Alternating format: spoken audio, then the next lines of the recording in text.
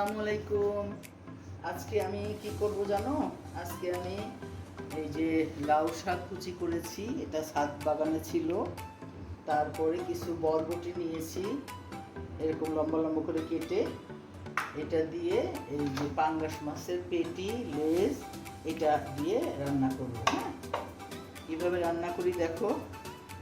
প্রথমে আমি প্যান দিয়ে দিলাম, তার মধ্যে দিয়ে দিলাম শুকনা মরিচ চিড়ে, দিয়ে দিলাম তেল অল্পই দিব, কারণ পাঙ্গাস মাছের পেটিটা আমার নাতিরা খুব পছন্দ করে।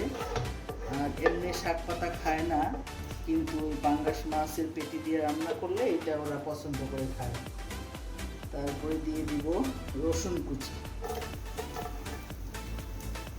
একটা কথা মনে রাখবে, শাক রান্না মানে রসুন আর শুকনো মরিচ দিলে শাকের টেস্টটা বেড়ে যায়। আমি মাছটাকে একটু হলুদ, লবণ, একটু মরিচের গুঁড়ো দিয়ে মাখিয়ে রেখেছি, সেই জন্য এখানে মশলা কমই দিব। এখানে দেব আমি 2 চামচ আদা রসুন পেস্ট।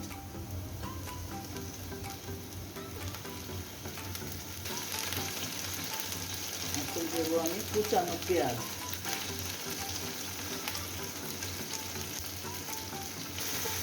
এখন আমি আর কোনো মশলা দিব না। হ্যাঁ, যেহেতু আমার মাছে হলুদ, লবণ, মরিচ দেওয়া আছে, দিয়ে মেখে রেখেছিলাম, সেই জন্য আর আমার মশলা লাগছে না।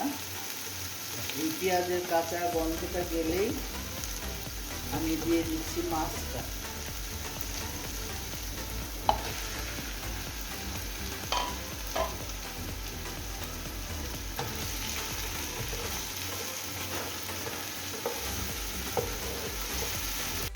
আমি লাস্টে একটা মশলা দিব, ওই মশলার মধ্যে সব কিছু আছে, সেই জন্য আমি এখানে বেশি মশলা দেব না।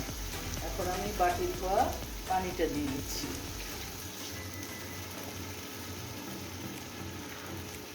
এবার আমি দিয়ে দিব, আগে বরবটিটা দিয়ে দিব,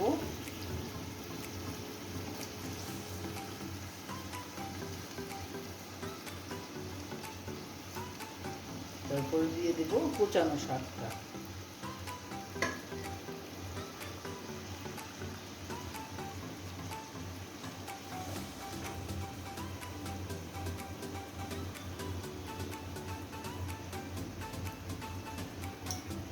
কিছুক্ষণ ঢেকে রাখবো, মাছটা শাকটা মজে গেলে তারপর আমি ওলট পালট করবো।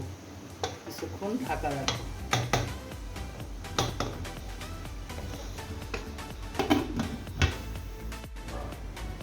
দেখো শাকটা একটু মজে এসেছে, এখন আমি একটু উল্টে পাল্টে দিচ্ছি।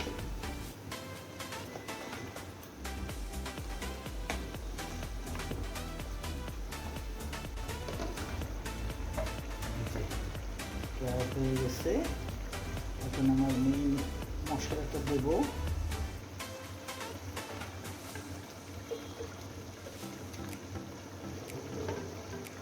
তোমরা অনেকেই জানো, এই শাকের তরকারি হোক বা বড় মাছের তরকারি হোক, এটাতে আমরা সাধারণত একটা মশলা তৈরি করে দিই, ওইটার নাম হলো শাক বাটা। শাক বাটাটা আমার চ্যানেলে দেওয়া আছে, তোমরা দেখে নিও। এই শাক বাটাটা তুমি যে কোনো তরকারিতে দিলে, কারণ এর মধ্যে থাকছে কি, তেলের মধ্যে আমরা চাল ভেজে নেই, ভেজে নিয়ে জিরা দেই, তারপরে শুকনো মরিচ দেই, তারপরে রসুন, পেঁয়াজ, তেজপাতা দিয়ে ওইটা ব্লেন্ড করে বেটে রাখি। ওইটার নামই শাক বাটা। তা কোনো কোনো দেশে খায়, কোনো কোনো দেশে খায় না, জানে না আর কি। তো যারা না জানো তাদেরকে বললাম, আমার চ্যানেলেও দেওয়া আছে। এখন ওই শাক বাটাটা আমি দিয়ে দিব। শাক বাটাটা দিলে একটা অন্যরকম সুন্দর একটা স্মেল আসবে। এটাই হলো আমার শাক রান্নার ফিনিশিং। এই যে